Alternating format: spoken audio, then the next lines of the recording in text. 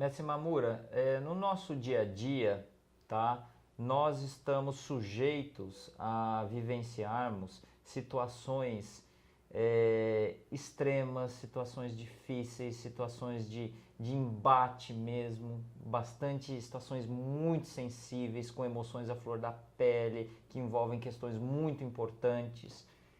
Como é que nós podemos fazer para controlar as nossas emoções nessas situações de adversidade, de perigo iminente?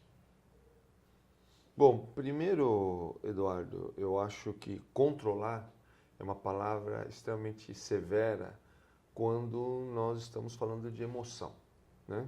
Mesmo porque tudo isso que você se referiu, esse perigo iminente, essas questões extremas, elas são extremas dentro de um nível muito subjetivo, né? Quer dizer, um dos pontos importantes é nós tirarmos o ar de pessoalidade disso tudo, né? Quer dizer, nós sentirmos que esse processo todo não está acontecendo só com a gente.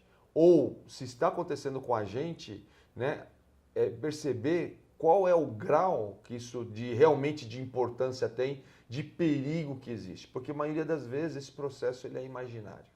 Quero dizer o seguinte, eu atribuo muito mais importância do que realmente ele possa ter, né? E isso é que nós estamos aqui propondo uma ideia de nós lidarmos então com as nossas emoções no sentido de gerenciá-las, né? Não de controlá-las, né?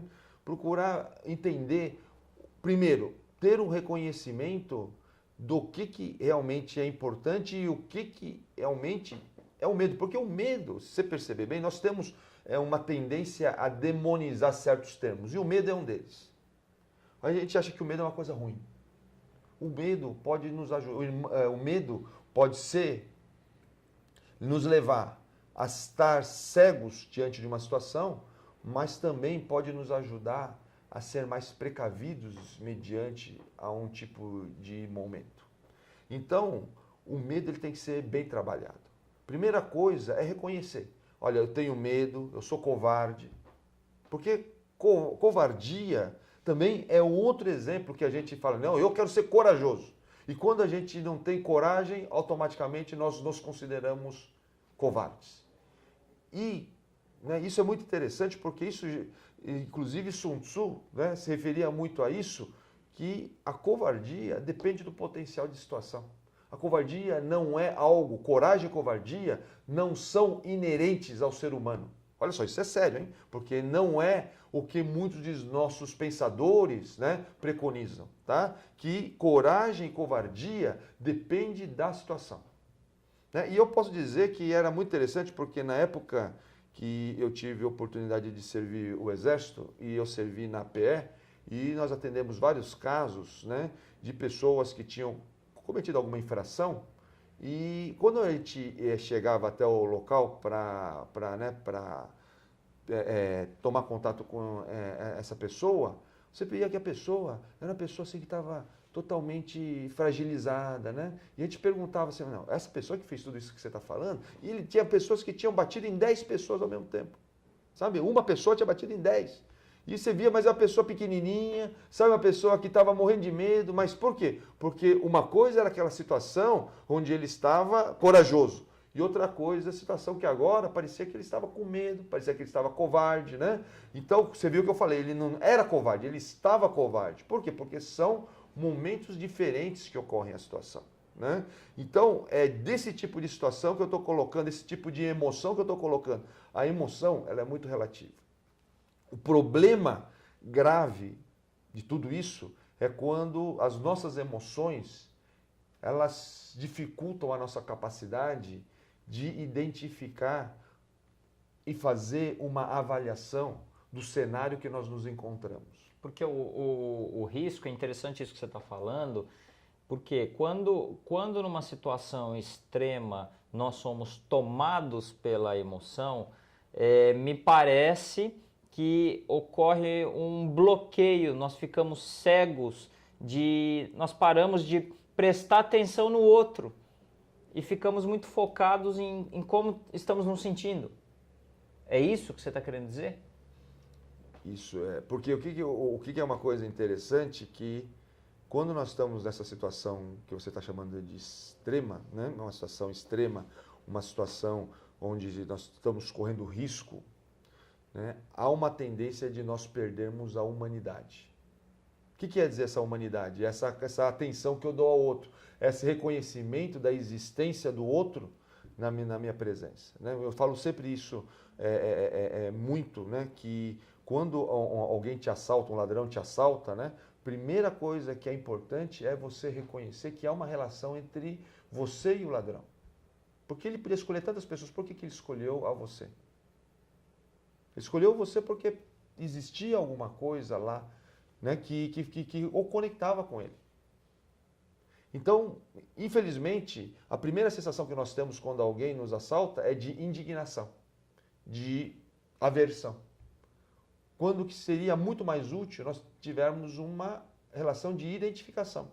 E eu digo por quê, Eduardo? Porque a partir do momento que você tem uma identificação, eu tenho condições de antecipar aquilo que ele irá fazer. Agora, quando eu tenho aversão, eu tenho esse processo, né, de diabolização, quer dizer, de separação, o que acontece? Eu, com isso, eu passo a não ter contato com ele. Então, ele fica estranho para mim. Tudo que ele faz me surpreende. Tudo que ele faz me pega de surpresa. Enquanto que, a partir do momento que eu me identifico, eu consigo, inclusive, antecipar aquilo que ele está fazendo, ou que ele irá fazer.